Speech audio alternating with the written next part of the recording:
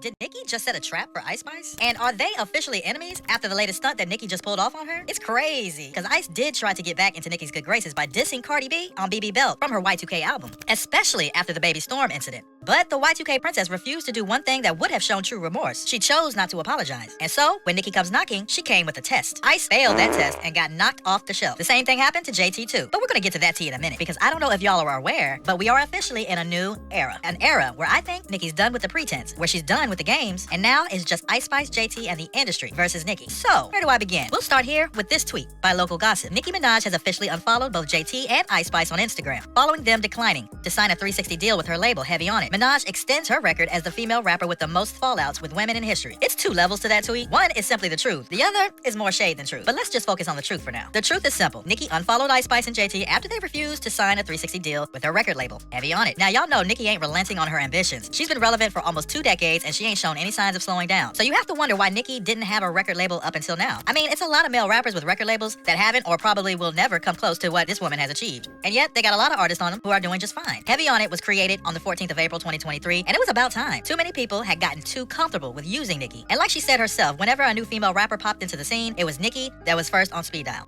Somebody, they don't really want to, you know what I'm saying, sign with Heavy On It, but then they'll go and sign with the white peoples. And guess who the white people's finna call? Always. Oh, Nicki Minaj, baby. Oh, they always make sure they get get the attention of the barbs. So you would be surprised, and I'm not talking about doing ad-libs on any songs, if their name is not on the Pink Friday 2.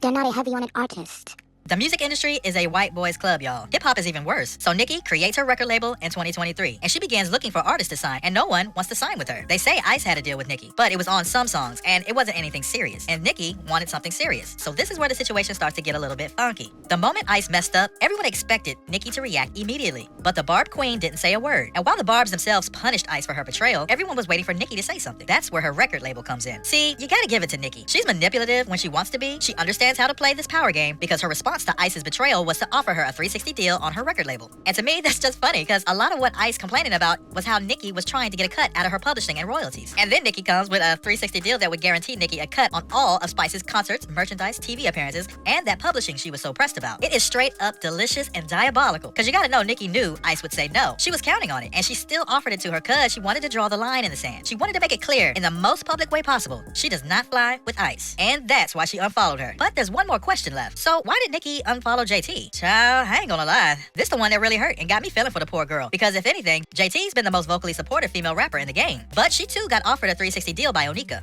And from the look of things, JT must have turned down that deal. Now, you might be like, if JT's truly loyal, why didn't she just sign with Nicki? To that, I'ma say, I understand why JT didn't. Y'all gotta understand that Nicki might be on the industry speed dial for features, but they really consider her a necessary evil. They can't get rid of her. That's why they tolerate her. JT on a Nicki label means she now has to officially deal with Nicki's enemies. And that's the whole industry. That's most of the hip-hop backrooms. I love Nicki to bits, but if I was in JT's shoes, I wouldn't sign either. And Nicki would probably unfollow me too. Not like she's following me or anything. I'm just saying. But what do y'all think? Is Nicki's 360 deal worth the flack and drama it comes with, or are we underestimating the sheer brilliance that Nicki's star power brings to the table? And what about Ice Spice and JT? What y'all think gonna happen to them with that